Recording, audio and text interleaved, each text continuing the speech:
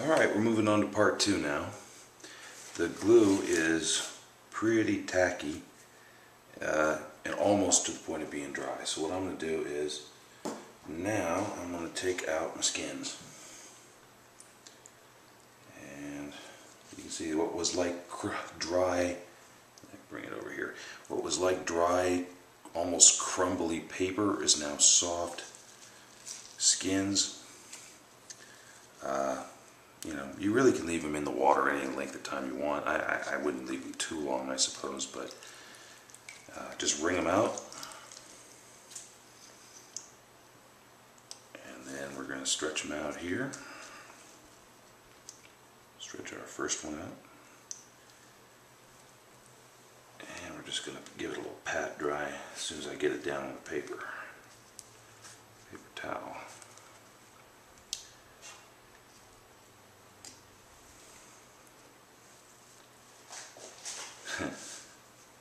They will fight you a little bit.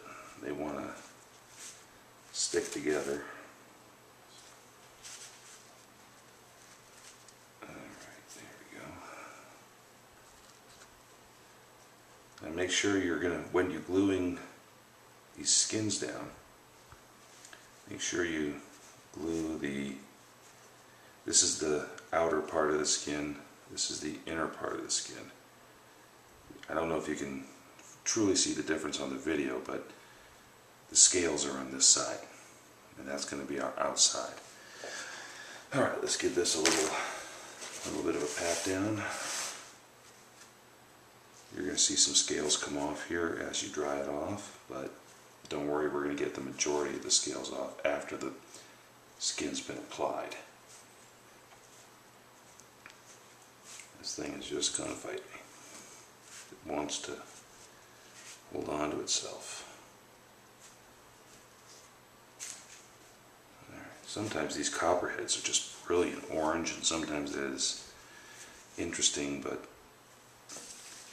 kind of bland color too. This one's a little bit bland, but it's going to be spectacular when we put it on the bow. A word about the skin also. These are dried skins. They are not tanned. You can use tan skins. I have used tan skins, but sometimes the chemicals they use to tan them do not agree with whatever glue you're using on the bow, and you can run into a problem. All right, so I prefer the dry. If you just get them air dried, nothing else done to them, they're going to work. All right, we're going to put more glue on this now. Now we're going to use a lot. Well, when I say a lot, we're going to use more glue than we did the first time, because we really want to make, this is not the time to skimp. This is where the mess starts too. You want to make sure you have enough. Too much is better than not enough.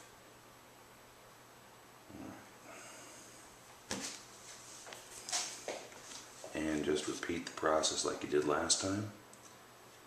I'm going to overlap a little more than I did before, because I really do not want there to be any area that I place these skins that does not receive glue, because there's nothing worse than ruining your skins, ruining your bow, simply because you didn't use enough glue. And copperhead skins, for those of you who know, if you're not harvesting them yourself, they're really expensive.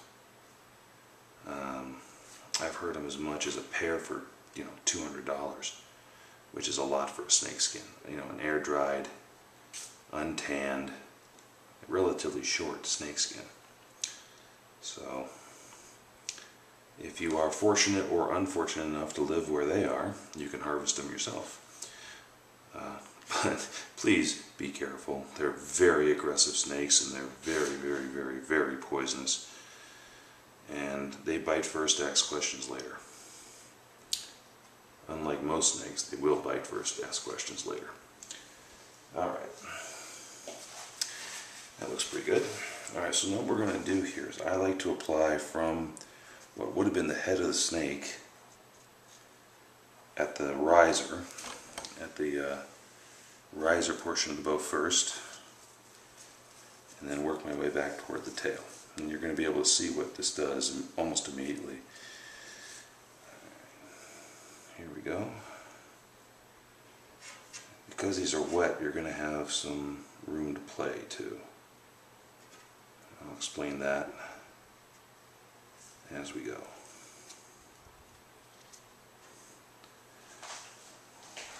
And you already can kind of get an idea of how much this is going to enhance what looked like a pretty basic bow. I mean, it was just a stick a little while ago. I guess it's still a stick when I'm done. But now it's going to be a stick with a snake skin on it, which will really be sharp.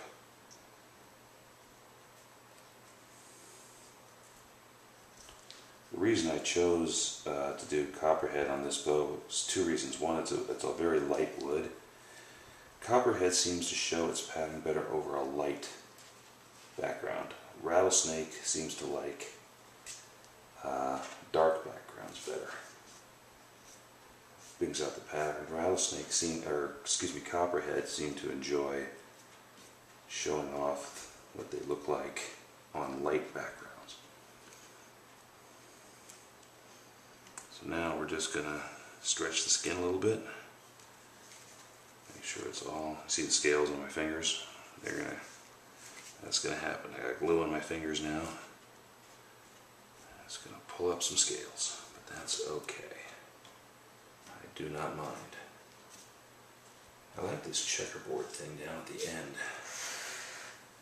That's pretty cool. And I can tell I got some glue there too, so I will get a little bit. This little tip, see there's no glue there? As soon as the glue starts, the skin doesn't want to fall away anymore. So I know I got the glue all the way as high as I'd like it. And here we go. Alright. Now I'm just going to move around. I'm going to dip my fingers, get some of this glue off my fingers so I can work. And I'm just going to take a look from over here, I'm over here at this end of the bow, and just see it's lined up the way I want it to be. It is. Alright, the next step is I like to roll my finger over it with all the nice scales. Watch what happens. You can press too. I'm going to pin this end here. I'm going to just roll. See that bubble? It could be air, it could be glue. Just really gently. I guess I'm not rolling, you know. See how it's following it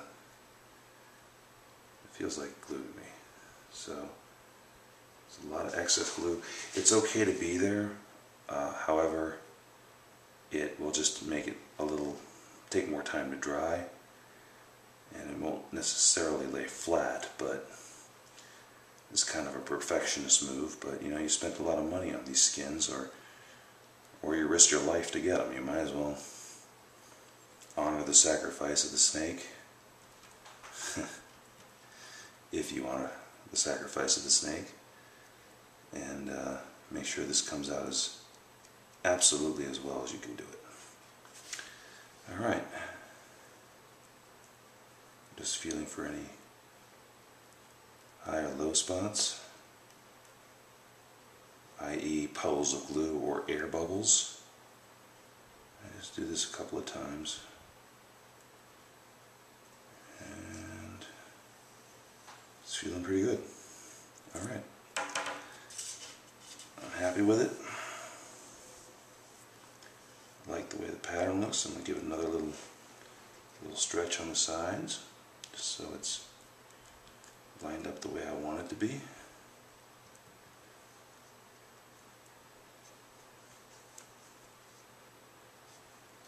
And we're good.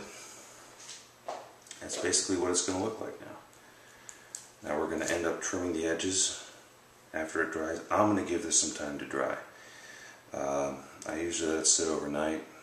It's nighttime now. I'm whispering because everyone's asleep. This is when I do a lot of my work on the bows because I don't have a lot of free time. In the morning, I'm going to check this, make sure it's dry, and we'll go on to the next step, assuming it's as dry. I'm happy with the way it dried and all that good stuff. If there's a problem, I'll show you. Yep, see? More bubbles.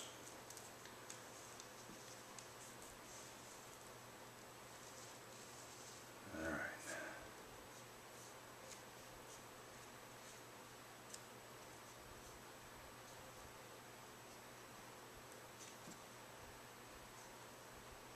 Yep, gotta get them all out of there. Sorry if I took that off the camera.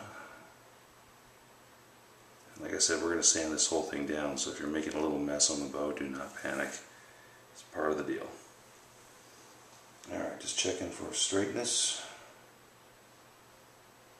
Yeah, I like it. Okay, I'm going to repeat this with the other limb, and we'll see you guys tomorrow when this glue is dry.